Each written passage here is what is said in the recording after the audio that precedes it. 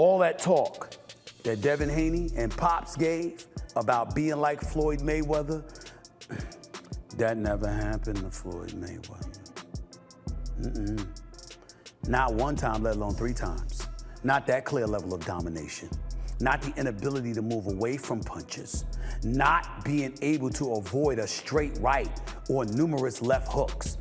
That's what we saw happen to Devin Haney Saturday night at the Barclays Center in Brooklyn, New York. And I look at Haney and I'm like this, you want to stay away from that, brother, because Haney gets hit too much. Pound for pound is what you truly believe in a given moment, right? So yes, you should have some evidence. It can't just be a hunch. Right. But once you have the evidence you think you need, like for example, that fight. Come on, man. It is legitimate for someone to say that they believe that Shakur is the best pound for pound fighter in the world. When I fought, I know you guys think I get on Devin Haney. No, and I like just Devin thinking Haney. about, I know, that's a prime here's the example of what difference. you're talking about. Devin Haney boxed beautifully against Norman early. And then stopped boxing. He started sitting on a lead, which is running and holding. Right. That's not boxing. Shakur boxed every second of that fight. The debate is no longer just theoretical. Stephen A. Smith and Max Kellerman aren't just analyzing a matchup, they are drawing the battle lines for the future of boxing. After Shakur Stevenson's dominant performance, the time for talking is over. Devin Haney didn't wait for a contract. He pulled up live on air to demand his shot. This isn't just a clash of styles or a negotiation over belts anymore. It's a war for the throne. And with the little brother drama boiling over, this fight has officially become personal. You versus Dev, is that back on the table as far as us as fans should be talking about this? Or is that y'all niggas just doing some Twitter shit? Nah, I mean, that's cool. Like I told you, I'll fight him. I'll move up to 40 and fight him. Like there's no changing like what I think about that fight. I think that'll be a big fight too in the sport of boxing. And it'll like be a long time coming just because of the history of everything that went on. But I'm not going to 47, so that's why I really asked him what. The energy shifted the second the final bell rang against Lopez. While the cameras were still focused on Shakur's hand being raised, the real story was happening just a few feet away. Devin Haney didn't just tweet about wanting next, he pulled up. Live on air in front of the world, Haney confronted Shakur, turning what was supposed to be a victory lap into a heated negotiation. This wasn't the usual social media bark we're used to. This was a direct, face-to-face demand that instantly made this the only fight that matters. A couple things here. You mentioned the way Shakur fought. I know you guys think I get on Devin Haney. No, and I like just Devin Haney. About, I know, that's a prime example of what you're talking about. Devin Haney boxed beautifully against Norman early. And then stopped boxing. He started sitting on a lead, which is running and holding. Right. That's not boxing. Shakur boxed every second of that fight. Shakur, like, I can't even think of the time where Shakur grabbed Teo and held him. Not one time. Like, maybe it happened. He I actually don't was remember. being physical inside, but Teo was initiating. Shakur, here's boxing. Boxing is standing and punching range, right? You move your leg, you use your legs when you got to get out of range. You do not hold, and you are throwing punches. Boxing is hit and don't get hit. Shakur is the best at that. So 2 points I want to make real quick. One is, yes, you're right, Max. Different than Devin Haney. Shakur, what I would say, he only did that once. It was like maybe the end of round 9. He did it for like 20 seconds. He didn't do it again. He did. I know what you're talking about. It was like a weird Yeah. Okay, so that's the first thing I want to say. This is the second thing I want to say about that fight. Teo had no strategy. At all. And guys, For analysts like Stephen A. Smith, this moment was the catalyst the lightweight division desperately needed. Smith has been vocal that talent alone doesn't sell pay-per-views. You need a dance partner. You need a rival who can push the narrative beyond just who punches harder.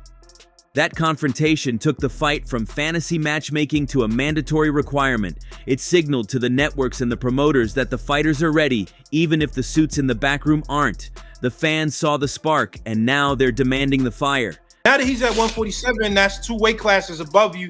Do you ever feel like that's realistic now, or is that like that ship is sailed, like it's over? Nah, that shit seems about over right now.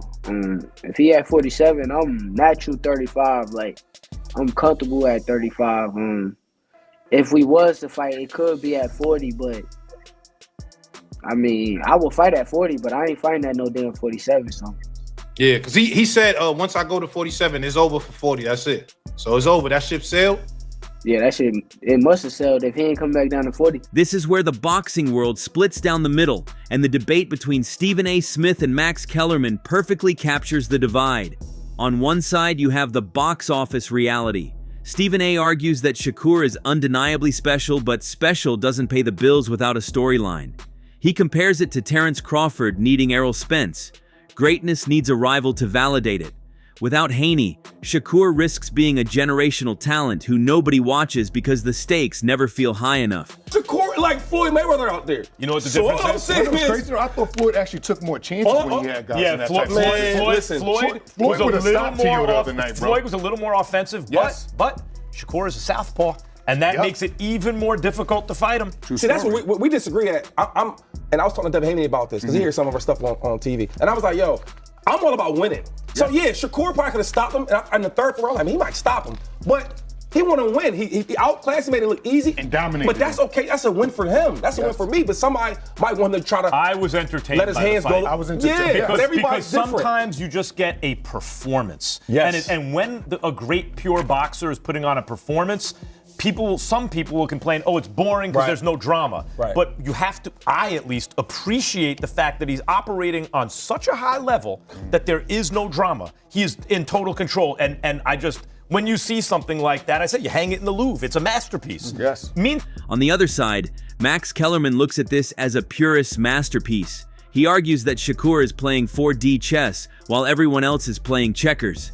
Kellerman points out that Shakur neutralizes opponents so completely that he makes world-class fighters look average. The danger here is that a fight with Haney might not be the slugfest casual fans want. It could be a high-speed defensive chess match that bores the bar crowd but thrills the experts. The debate isn't just about who wins, it's about what kind of fight we're actually going to see.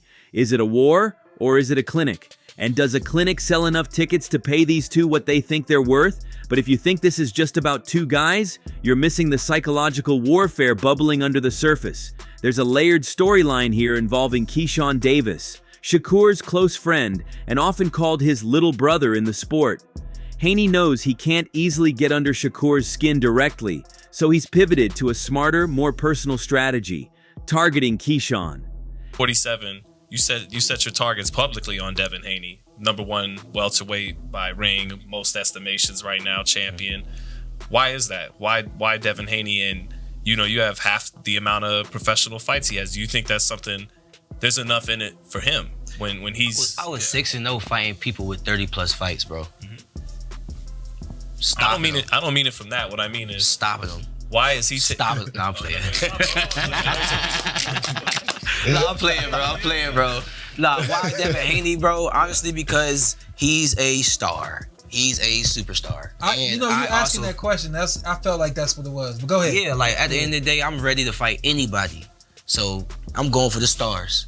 And I know Devin Haney is the same fighter from when he was at 35.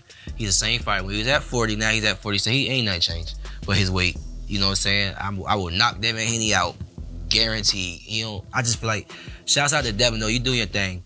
Like, I have no problem against you, bro. But we talking business right now. I will knock Devin out. Haney publicly calling out Keyshawn Davis wasn't an accident. It was a calculated move.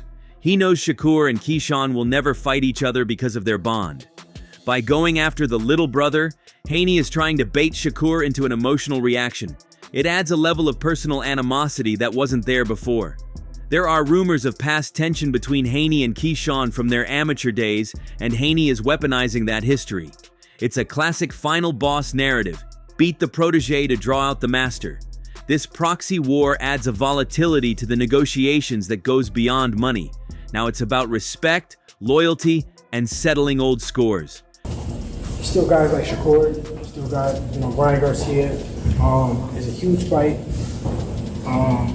It's a lot of guys coming up. They make a new guy every day. We got Abdullah Mason, we got Kermel. It's young guys coming up, and I see them in the rear view. So I'm proud of. I don't think that I'm too big, or because I've been there. I've been in their position before, so I know that they're on the rise. And you never know. One day it may be a big fight. One of those guys coming up. They got San Jose ass at 154. Throwing gasoline on the fire is the involvement of the man who wrote the blueprint on boxing business, Floyd Mayweather. Shakur recently revealed that Floyd has been personally mentoring him, calling him to break down defense, positioning, and ring IQ. Shakur calls him an idol and a god of the sport, and you can see the influence in how he moves. But Floyd's advice isn't just tactical, it's financial, and that might be the biggest hurdle. The B side of this shit. Of this upcoming fight. And he think I should be the A side. And he really felt strongly about it, but no, it is what it is, bro. I appreciate Floyd. That's my guy. I wouldn't even never say nothing bad about Floyd. Yeah. But also, bro, A, B, C, D, E. Put me in that ring with that nigga, gang. Whatever, right? Whatever. Put me in the ring, bro, and I'm ready to show who I am, bro. So that's how I've been. Do you think is there ever a point that Floyd would be more involved with the fighting aspect? Like, all right, let me come train. Let's train together. Let's do this. Like, yeah, I think it is. It can come and, bro, I appreciate anything that man even reaching out and all the game that he done gave me so far. And that's a goal. Nobody can tell no different about that dude. So he the GOAT. Nah, for sure. Floyd reportedly told Shakur that he should be the A side in any negotiation, the main draw, the man who dictates the terms. In the modern boxing landscape, that is a dangerous mindset if you don't hold all the leverage. Haney is the undisputed champion at 135, and he has the belts to prove it. If Shakur walks into negotiations demanding A-side money and billing because Money May told him he's the best, the fight could die on the negotiating table. We've seen it happen a dozen times before. Ego is the silent killer of mega fights, and with Floyd whispering in his ear, Shakur's price tag just went up. Strip away the drama, the money, and the mentors, and you're left with the raw mechanics of the fight. This is where the legends of the sport, like Roy Jones Jr., see something the average fan misses. Jones points to Shakur's foot game as the equalizer. It's not just about running, it's about distance management. Shakur has an uncanny ability to step back just enough, sometimes by a single inch, to make an opponent miss, leaving them wide open for a counter. It's a game of millimeters, and Shakur never seems to miscalculate. Faster distance and range that Shakur puts on these guys, it spooks them. We think that only punches landed spooks or scares a fighter. What spooks and scares a fighter, probably up there with even getting hit with a big punch, is when you try to reach and you miss and you get hit with a shot and the crowd goes crazy. That does something to your mind. Shakur started that right away. That right jab was clicking, bing, bing, bing. Got that eye opened up early, and I saw Teofimo Lopez without answers, Roy, after the first round. Yeah, he didn't have no answers after the first round. Like I told you in the broadcast we did beforehand, his whole thing was to try to make Shakur mad enough to come out and try to trade with him early. That's why he had all the jokes he had. That's why he was doing all the antics. It was strictly just to try to piss Shakur off so that maybe Shakur would come out and try to land a big shot on him. He knew that was his only chance. And I knew that was his only chance. So if Shakur came out and went right at him like that, that would have gave him a chance to try to land something big and lucky. Other than that, he's never had the feet to keep up with to keep up with Shakur, because Shakur has some of the best feet in the game, and people don't understand that. What makes it so hard is that his foot game is so on point that he can make you miss this much. Because now, used to be he would jump way back. Now he's not doing that anymore. Now he's just stepping back just enough to make you miss so he can get what he wants after you miss. That makes him highly dangerous. Mickey Bay adds another layer, arguing that the size difference, often cited as Haney's biggest advantage, might be a trap. Yes, Haney is the bigger man, but Shakur's speed and timing could negate that bulk entirely. Bay suggests that fighting Lomachenko was actually a harder stylistic matchup for Haney than Shakur will be, simply because Loma was a relentless pressure fighter at his peak. Shakur is different. He's a sniper. The consensus among the experts is that Haney has the physical tools, but Shakur has the intangibles, that unteachable instinct that separates the great from the good. I would just rather fight him. I ain't giving no money up. I think he could beat him regardless. I don't even think the weight matters.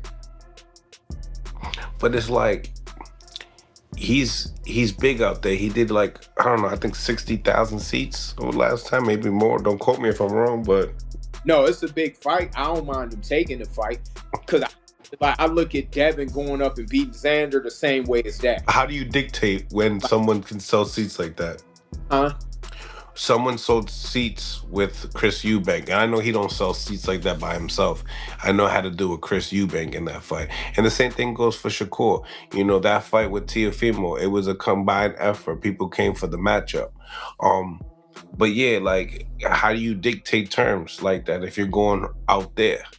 You know, that, you know what I'm saying? Like, I mean, nowadays, man, they just, the money there, it's damn near like a blank check with Turkey, how he getting down. So it's like, it's just like they got a blank check and they just putting the numbers in. But I mean, I think he'd beat Chris. I think he'd beat what's his name, Ben, just flat out. Like, I'm not giving him no extra money. I keep my whole person just beat him. Of course, it wouldn't be modern boxing without a controversy over gold.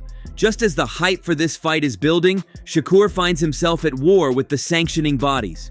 He was recently stripped of his WBC title, a move that sparked immediate outrage from his camp. The reason? He reportedly refused to pay a hefty sanctioning fee for a fight where the belt wasn't even on the line, citing specific bylaws like Rule 7.3.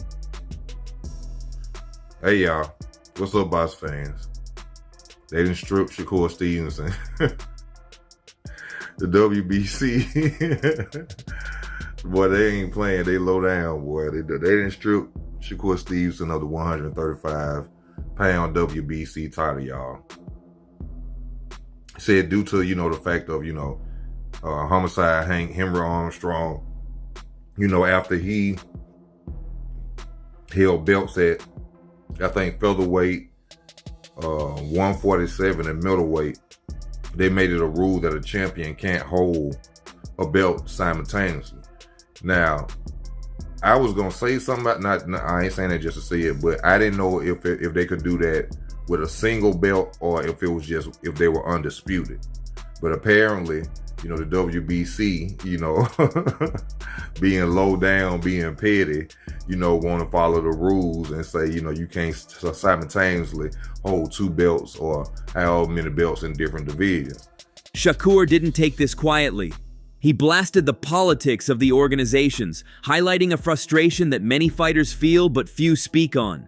He had a plan to move up in weight, chase greatness, and then come back down to defend his throne. Instead, the bureaucracy stripped him of his leverage. This adds a massive chip to his shoulder. He's not just fighting Haney now, he's fighting the system. He's entering these potential negotiations feeling disrespected and undervalued, which makes him more dangerous and likely more stubborn than ever before. Yeah.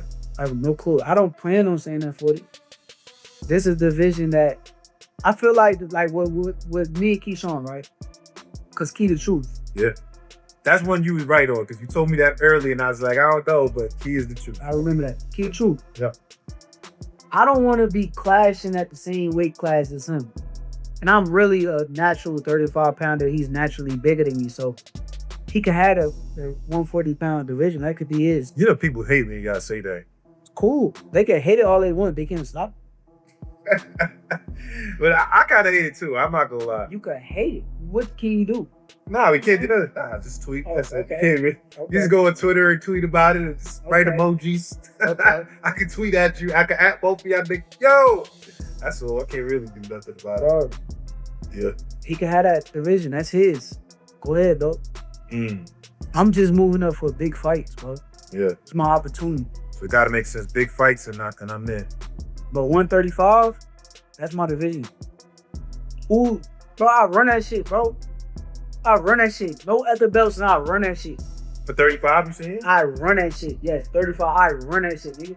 You're not And I'm moving up 40. I ain't even gonna say it. And I'm moving up 40 and getting a Ring Magazine belt. Yeah. Oh, this is for the Ring magazines. And after his stellar victory over Teofimo Lopez, Shakur's stock has shot up with several potential contenders calling him out. Raymond Muratala, who recently won the IBF lightweight title by beating Andy Cruz, became the latest to call out Shakur. Muratala believes this is a great matchup at 135 pounds that boxing fans would love to watch. Muratala acknowledged Shakur's dominant performance against Teofimo Lopez and stated that Shakur boxed him well. However, he had a warning for the star boxer, emphasizing that his style is very different from Lopez's and that it would be an unexpected and tougher fight for Shakur. He believes his good timing and knowledge of when to punch would be a significant factor against Shakur's defense. Shakur just had his win. Abdullah is on the same stable. I mean, not the same promotional company. So, I mean, which one stands out the most to you and why? For me, I would like to fight Shakur. Yeah. I think that's one that would make more sense. But yeah, man, I think that's a big fight. I think boxing would love that. Fans would love that. I think that's a fight that we should get going. I know he had his dominant performance on Saturday. What was your thoughts and why do you think he was able to not just win, but dominate in the fashion that Teo looked? Some people would say not even at the level to even compete, I guess, at that stage. Yeah, I mean, Shakur looked good. I mean, he boxed him well, and he just dominated that fight. Yeah, Teo didn't even look like Teo himself, and yeah, it was a good performance from Shakur. Do you feel like with your style, right, compared to Teo, that you would be a more technical fight with Shakur and be able to give him a tougher, I guess, chess match? Because he did an interview kind of saying that he kind of figured you out, and he kind of almost laughed like as in you were easy, like I got him figured out. So I mean, why do you feel like this would be a very tough fight for him? Yeah, I think my style is a lot different than Teo's, and it's gonna be one of those things, man, where it would be hard to tell you how. It's just one of those situations where we just gotta fight, and I just have to show you. You know what I mean? But as far as that, yeah, I think my style is just different. You just wouldn't it would just be like unexpected. Like you wouldn't expect like anything from me. It'll be different. Regarding the weight class, Muratala is open to fight Shakur at 135 or 140 pounds, stating he'll meet Shakur wherever he decides. He is focused on the fight itself, regardless of potential title unifications.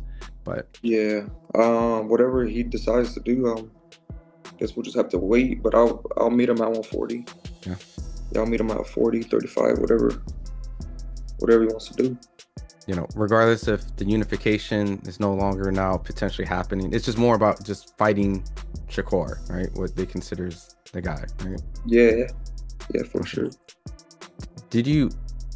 And I guess this might be something that obviously doesn't apply to you, right? But the whole removing of the title, right? Are you understanding or a little, I guess, do you have an opinion because he won the title at 140 but mentioned he'll come down to 135? And I'm assuming in the hopes of likes to unify with you, because I only think, why would he come down to 135 and not unify if he's trying to keep the title, right? So right. Was that a little disappointing to, I guess, hear that it sounds like he is trying to match up with you, but now that title is now on the wayside?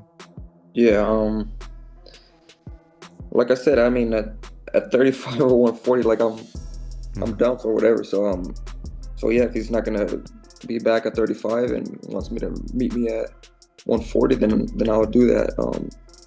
So yeah, to me, it don't matter. Surprisingly, or not so surprisingly, Shakur responded to Muratala's challenge, saying that this would be a great fight for him and the fans. He called this an easy fight, downplaying Muratala's latest victory over Cruz. Shakur is open to fighting Muratala on one condition. This has to be a lucrative fight for him, especially after his success at Madison Square Garden. 35 too, or you still have a title at 35. Yeah. So it's like, do you go back to 35 and take on, Muratala just beat Andy Cruz? You know what I'm saying? Do you take on one of those? If it's a lucrative fight, I would love Muratala fight because I would beat him so easy. Easy? Oh my, easy. Cool. You see what he did to Andy Cruz though. I know you watched that fight. I know you seen that fight. Can I be honest with you? Come on, because Andy Cruz nice. We both Andy agree. Cruz is Andy nice. Cruz is He's nice. the truth. And he lost to Muratala. He don't have the experience. Yeah, on the pro level. Yeah. Okay. Like he's a great amateur, but like that's a 12-round fight. He went against a great pro. I think. What's the guy named Muratala? He's a good fighter. Yeah. I'm not saying he's a bad fighter, but he used size and all he did was really control the center of the ring. If we being honest. That Muratala did. Yeah, that's all he really did. He worked the body too, them good body shots. But like that was a close fight. It was a close fight, very close fight. Exactly. Very close fight. But Andy is really an amateur still. Hell of a fighter, but he's not a 12-round fighter. Yeah. Like that was like different for him. Being in that situation against a guy that's bigger than him, stronger than him. He really just didn't know what to do. But Muratala is a good fighter. I'm not taking none away from him. But you would like that fight? That's easy. Work? But the problem is how lucrative is a fight. Now it comes down to the business. Yeah. How much money are y'all going to pay me for this fight? I just fought against Teofimo Lopez in one of the biggest fights in Madison Square Garden. The biggest fight for the new Madison Square Garden. They said that's the most numbers as for the new Madison Square Garden. When we go to Muratala, it's like how lucrative is the fight? That makes sense. I mean, a lucrative fight. We are standing at a crossroads. The Shakur Stevenson versus Devin Haney fight is no longer just a good matchup to make. It is a necessity for the health of the sport. It has everything. The technical brilliance to satisfy the purists, the personal bad blood to hook the casuals, and the shadow of legends like Floyd Mayweather looming over the negotiations. But history tells us that the biggest fights are often the hardest to make. If they let this moment pass, if they let ego or sanctioning fees get in the way, they risk becoming another what-if story in a sport full of them.